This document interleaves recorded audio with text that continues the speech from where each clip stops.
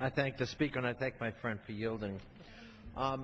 It's really a shame we've come to this point where the dysfunction of this Congress is going to inflict harm on families, on the military, on communities throughout America. I have great respect for my friend from Oklahoma.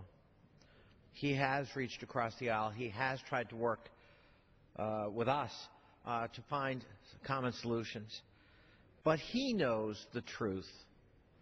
The truth is that discretionary domestic spending as a percentage of our GDP is at the lowest it's been since the Eisenhower administration.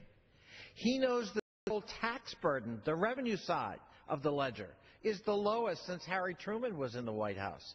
He knows that the gap between spending and revenue has grown since the last time we balanced the budget under Bill Clinton, when it was much closer. We have to get our arms around spending, but not in a mindless meat-axe way. It is going to hurt America.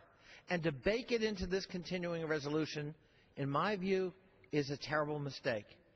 And if the Republican side of the aisle wants to embrace sequestration as its own, with this fairy tale that it's just a haircut, it's not much, especially when you look at the overall size of federal spending.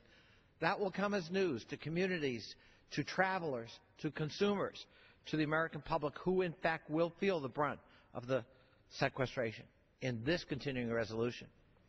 The other aspect of this continuing resolution, and why I oppose this rule, Mr. Speaker, is that once again we treat the federal employee like a punching bag.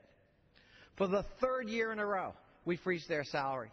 They've already contributed, and they were the only group singled out to contribute to the federal debt reduction to the tune of $100 billion in lost wages and benefit cutbacks. We use the freeze on Congress as a subterfuge to get at federal employees. I urge my colleagues to vote against the rule and support my bill to freeze congressional salaries. H.R. 636. 73 co-sponsors have already decided to do so. With that, I yield.